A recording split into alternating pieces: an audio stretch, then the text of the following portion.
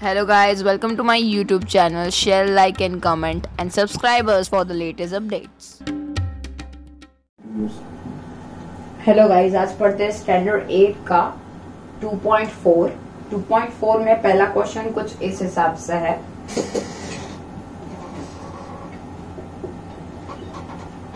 लिखा हुआ है, Amina think of a number, subtract 5 upon from it. Suppose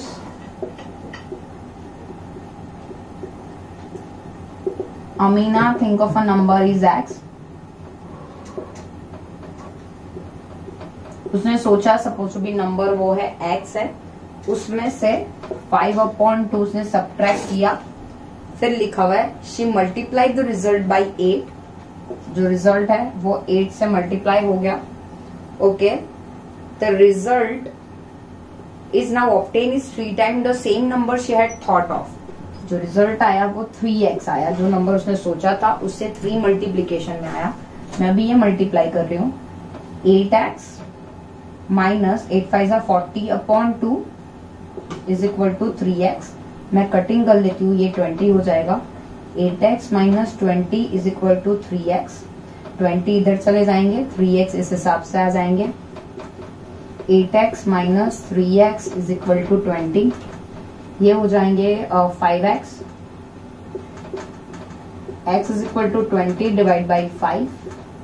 cutting करके हो जाएगा आंसर मेरा 4। So she think of a number is 4।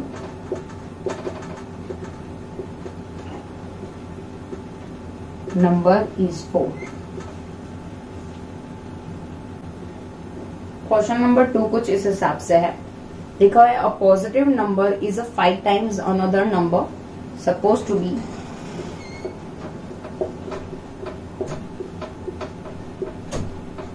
positive number is x।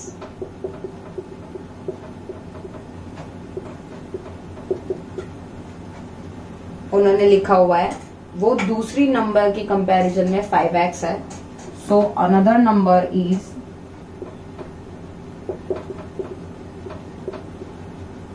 5x।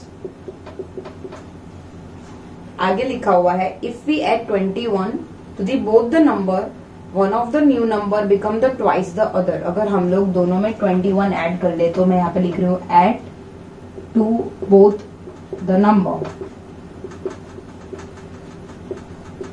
So positive number जो मैंने अज्यूम की हुई है इज x प्लस 21 एंड जो अनदर पॉजिटिव नंबर होगी हो जाएगी 5x प्लस 21। बोला हुआ है कि जो नंबर होगी वो हो जाएगी, जो नई नंबर जो बनेगी वो 2 टाइम्स होगी, twice the other number. Suppose to be ये जो नंबर है,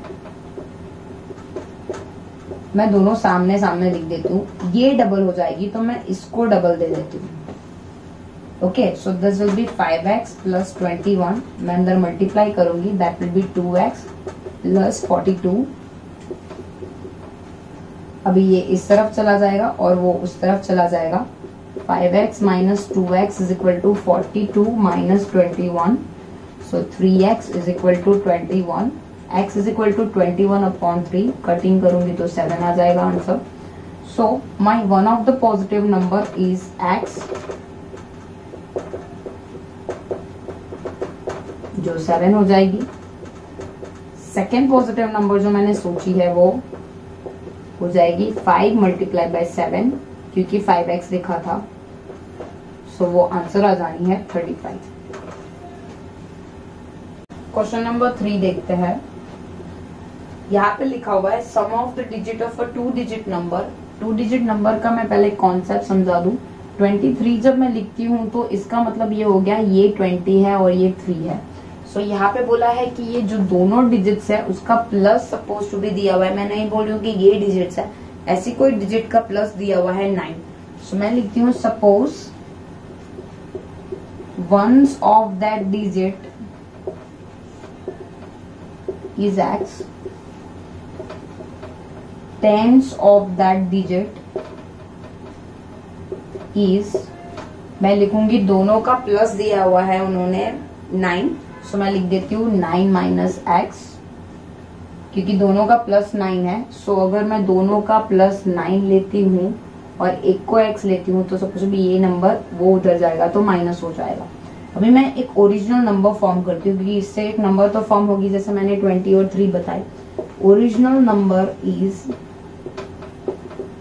10 मल्टीप्लाई, मैं 10 से 10 का मल्टीप्लाई करूंगी और वंस के साथ कोई नंबर मल्टीप्लाई नहीं होता है, 1 ही होता है।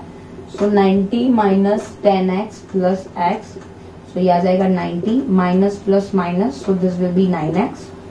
अभी उन्होंने बोला हुआ है आगे का line, if we resulting when we interchange the digit is founded that resulting new number is greater than the original number by 27।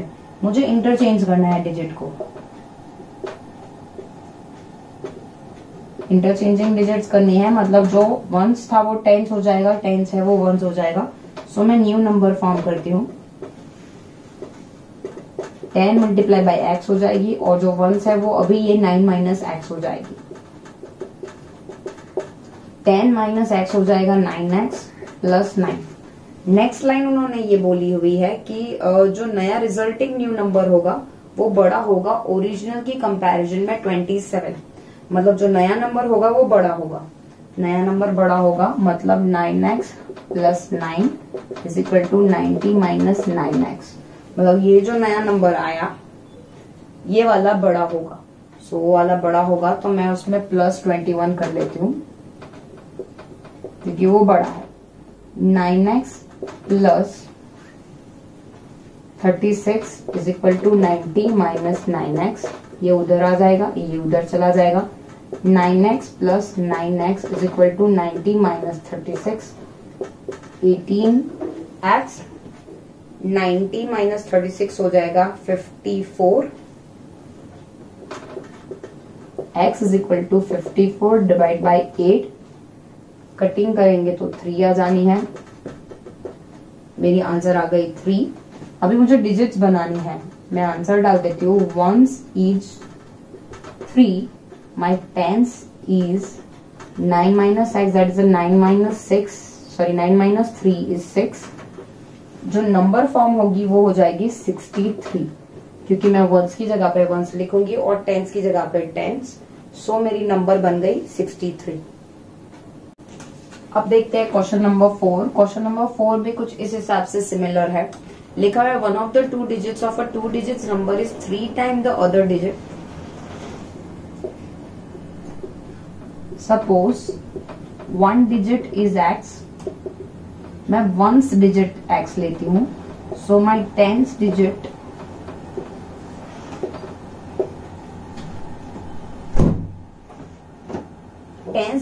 Is 3x, क्योंकि वो दूसरी वाले डिजिट की कंपैरिजन में 3 टाइम्स ज्यादा बड़ी है। मुझे आगे बोला है इफ यू इंटरचेंज, पर पहले हम लोग ओरिजिनल नंबर बढ़ा देते हैं।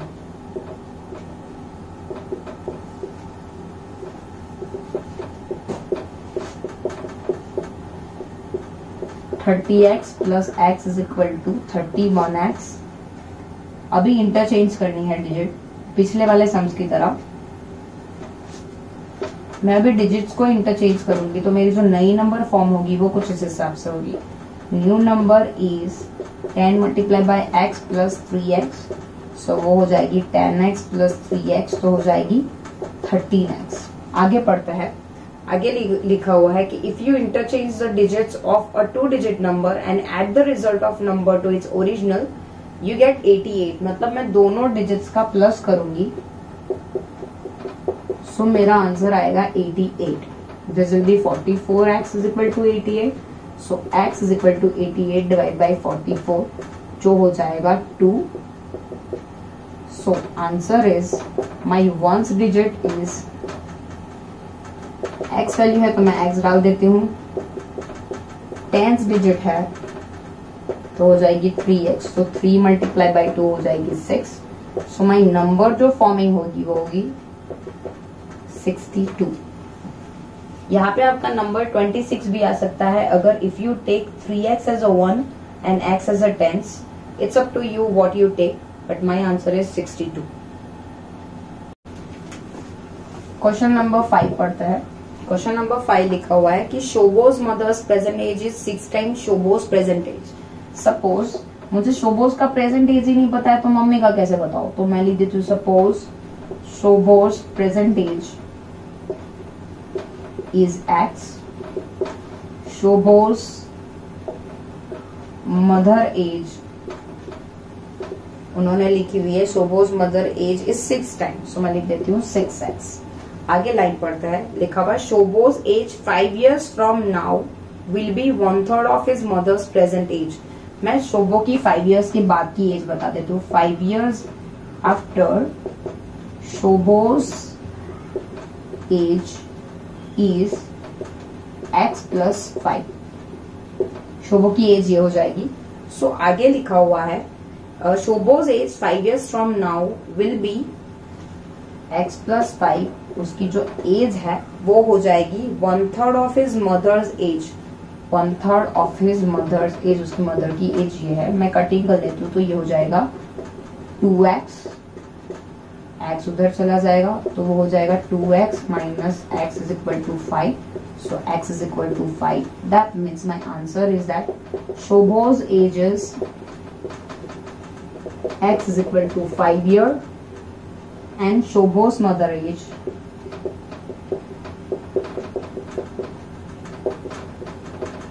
is equal to 6x. So 6 multiplied by 5 is equal to 30 years. Question number 6 देखते हैं। क्वेश्चन नंबर 6 लिखा हुआ है there are the narrow rectangular plot reserve for a school in a Maholi village. एक विलेज के अंदर एक रेक्टेंगुलर प्लॉट बनाया हुआ है स्कूल के लिए। डायमेंशन उन्होंने लिखा हुआ है length and breadth plots are dimension of 11:4। Length का लिखा हुआ 11 and 4, ऐसा रेशियो में लिखा होगा तो मैं लिख देती हूँ suppose length is 11x and breadth is 4x। आगे पढ़ते हैं at the rate of 100 per meter it will be cost the village panchayat 75,000 to fence the plot। Fence करना है मतलब वो लोग फेंस इधर करेंगे। ओके पहले तो 75,000 रुपीज अलॉट किए हुए हैं तो मैं यहाँ पे लिख देती हूँ कॉस्ट ऑफ 75,000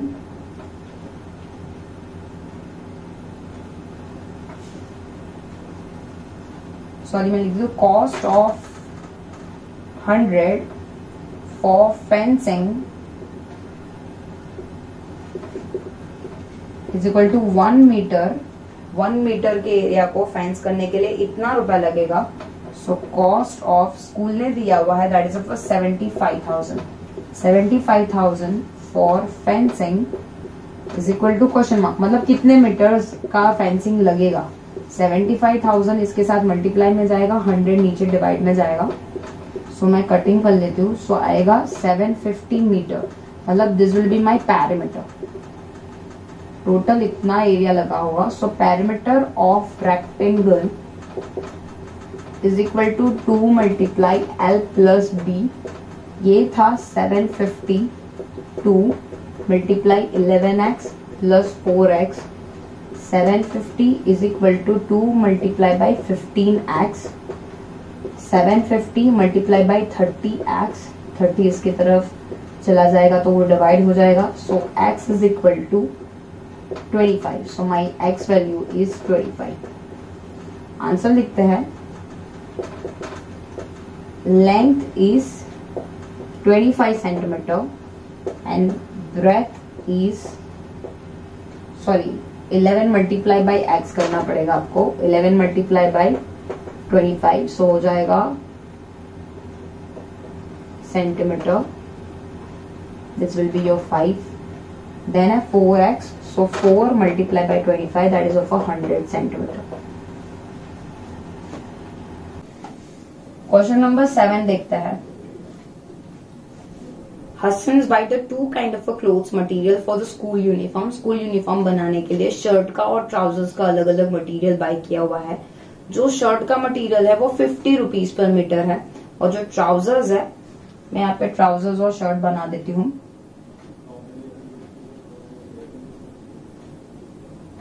ये जो है वो 50 रुपीज पर मीटर है और जो ट्राउजर्स है उसका प्राइस दिया हुआ है 90 रुपीज पर मीटर।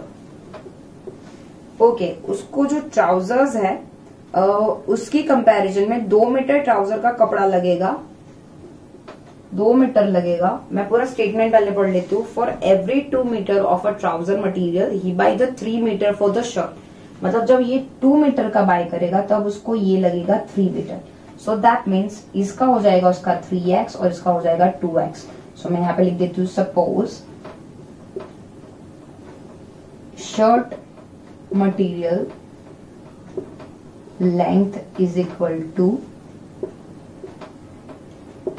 3x और trousers material length is 2x। Okay, आगे पढ़ते हैं। आगे लिखा हुआ है he sell the mark that material at the 12% and the 10% profit respectively. अभी मैं मुझे जो लिखा हुआ है यहाँ पे 3x है और 2x है। सो मैं पहले मल्टीप्लाई कर देती हूँ। पहले प्रॉफिट का मल्टीप्लाई, मैं प्रॉफिट निकाल देती हूँ, प्रॉफिट या लॉस। प्रॉफिट दोनों केस में प्रॉफिट हुआ है तो मैं पहले प्रॉफिट ही निकाल देती हूँ। मुझे यहाँ पे लिखा हुआ है 90 रुपीज और मैं डायरेक्टली अमाउंट ही निकाल देती हूँ। दैट प्रॉफिट, मेरे पास फॉर्मूला है that is of SP is equal to CP bracket 100 plus profit percent upon 100। दोनों केस में मैं ये फॉर्मूला लगाऊंगी। अभी मेरी जो CP है इसके लिए ये 50 है, मल्टीप्लाई बाय 100। मेक श्योर करना है कि शर्ट का आपको करेक्ट मेजरमेंट लेना है कि जो शर्ट का है उसके लिए आपको कितना लगेगा। शर्ट के लिए लगेगा 10 परसेंटेज दिया है उन्होंने 10। अभी 50 मल्टीप्लाई बाय 110 अपॉन 100, सो वो हो जाएगा ₹55। ओके, अभी मैं दूसरे का निकाल देती हूँ that is of a trousers का। So SP is equal to CP multiply 100 plus profit percent upon 100। उसकी CP है 19 और उसके परसेंटेज दिया हुआ है 12। 90 मल्टीप्लाई बाय 112 अपॉन 100। सो उसकी निकल जाएगी आपको value that is of 100.80। Cutting कर सकते हो आप और 112 मल्टीप्लाई बाय 9 कर सकते हो। अभी मुझे बोला हुआ है कि उसको टोटल कॉस्ट इतना लगेगा तो मैं पहले उनकी मटेरियल के साथ मल्टीप्लाई कर देती हूँ। सो जो SP ऑफ शर्ट है वो मैं यहाँ पे लिख देती हूँ that is 55 multiply by 3x। So 55 multiply by 3x मेरी हो जाएगी दैट इज 165x। और मैं SP ऑफ ट्राउजर्स लिख देती हूँ that is 2x multiply by 100.80। 100.80 से आप मल्टीप्लाई करोगे तो वो आ जाएगा 201.60x। पहले आपको 1008 मल्टीप्लाई बाय 2 कर देना है, फिर रेस्पेक्टिवली 2 पॉइंट डाल देना है। 2 पॉइंट डालने के बाद आपका जो आंसर आया उस दोनों का प्लस दिया हुआ है उन्होंने कि टोटल इतना खर्चा होगा। सो उन्होंने खर्चा दिया हुआ है 36,660। आपकी बुक में करेक्शंस है क्योंकि उन्होंने 36,600 लिखा है, एक्चुअली 36,660 आएगा। अभी दोनों का जब प्लस करेंगे तो ये प्लस हो जाएगा 366.60x इज इक्वल टू 36660। आपको लाइक बना देना है। अगर आपको प्लस समझ में नहीं आ रहा है तो आप पहले लाइक बना सकते हो और फिर प्लस करके बता सकते हो। x जो है वो 36,660, नीचे 36660। इसकी जो 100 है मैं ऊपर मल्टीप्लाई में डाल देती हूँ। आप जब कट करोगे तो मेरी आंसर आ जाएगी x इज इक्वल टू 100। ये मेरी 100x की वैल्यू आ गई। ये आपको ऊपर देखने को मिलेगा। कैलकुलेशन एक्चुअली मैंने यहाँ से शुरू किया है और फिर ये लास्ट फाइनल आंसर है। 100 है तो मुझे अभी शर्ट का मटेरियल का बताना है। तो शर्ट के मटेरियल का आंसर जो आएगा वो 3 मल्टीप्लाई बाय 100 होगा दैट इज 300 और 2 मल्टीप्लाई बाय x होगा दैट इज ऑफ 200। मुझे यहाँ पे बोला हुआ है कि ट्राउजर्स का कितना लगेगा, तो ट्राउजर का डायरेक्टली मुझे बताना है कि amount needed to buy trouser is 200.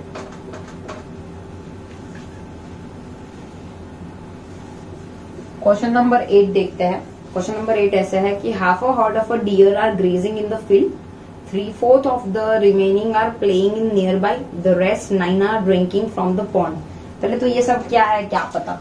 Okay तो मैं पहले लिख देती हूँ। सपोज टू बी जो मेरे पास टोटल जो भेड़ बकरी है वो एक्स है, और एक्स में से जो हाफ ऑफ दी जो भैंस बकरियां है, मेरे पास भेड़ बकरियां है, वो उसमें से फील्ड में ग्रेजिंग कर रही है। बची है मेरे पास x/2, उसमें से जो 3/4 है वो आजू बाजू खेल रही है, दैट इज 3x/8 जो है वो आजू बाजू खेल रही है, और जो 9 है वो ड्रिंकिंग कर रही है वाटर, मतलब पानी पी रही है, प्लेइंग। और ये जो है half of the they are grazing in the field. तो अगर स्टेटमेंट वाइज दिखे तो हम लोग ऐसे लिख सकते हैं कि suppose total number of heard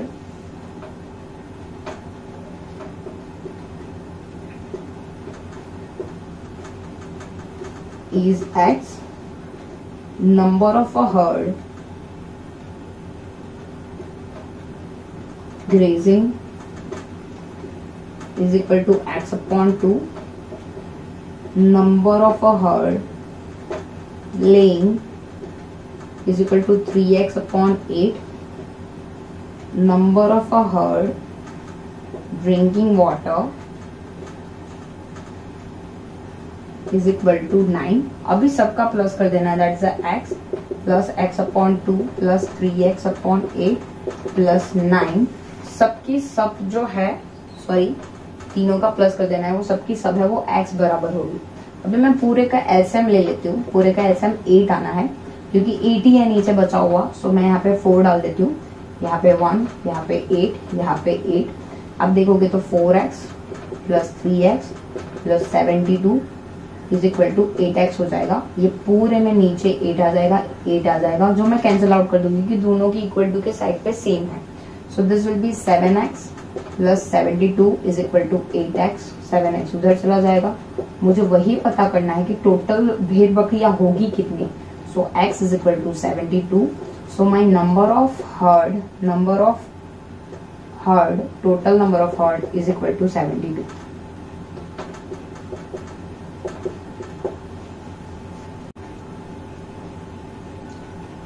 question number 9 देखते हैं। क्वेश्चन नंबर 9 कुछ इस हिसाब से है। Grandfather is 10 times older than his granddaughter.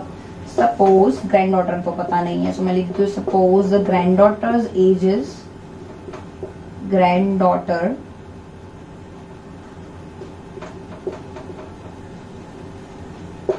Age is x। So grandfather's age is 10 times है, तो मैं 10 टाइम्स डाल देती हूँ। दिस इज द 10 टाइम्स बोला हुआ है। He is also 50 years older than her. उसकी कंपैरिजन में मैं पहले दोनों को यहाँ पे डाल देती हूँ। ये 54 बड़े है, सो मैं इसको 54 दे देती हूँ ताकि वो बैलेंस आउट हो जाए।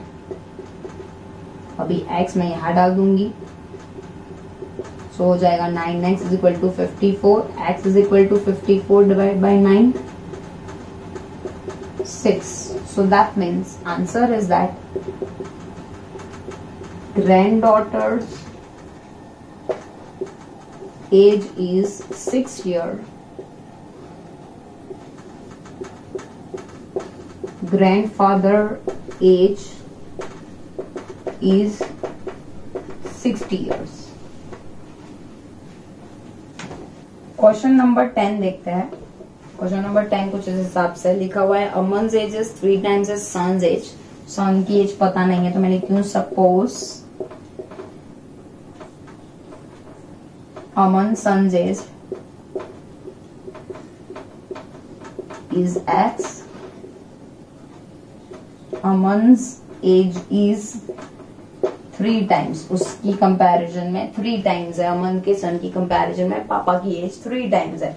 सो 10 years पहले 10 years ago, मतलब 10 साल पहले की बात बोलूं तो वो जो अमन का सन होगा, Aman son age is x minus 10 and Aman's age is this. देखते हैं, अगर रिक्वायरमेंट नहीं पड़ती है तो फिर अमन की नहीं यूज करेंगे. Let's see, read out.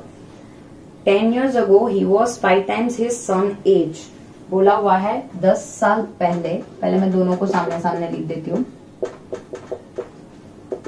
उसकी एज 5 टाइम्स थी. अभी वो 5 टाइम्स है तो मैं बट ऑब्वियस उसके बेटे को 5 टाइम्स दे देती हूँ ताकि वो बैलेंस आउट हो जाए. मल्टीप्लाई करती हूँ. 5x minus 50 is equal to 3x minus 10. अभी ये इधर चला जाएगा, ये उधर चला जाएगा. 5x minus 3x is equal to minus 10 plus 50, वो हो जाएगा 40. ये हो जाएगा 2x. x is equal to 40 divide by 2, वो हो जाएगा 20. So x is equal to 20. अगर आंसर्स में देखे तो Aman son age is 20. Answer लिख देती हूँ.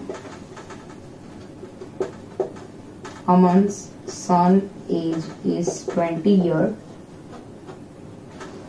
and Aman's age is 3 multiplied by 20, so this will be 60 years.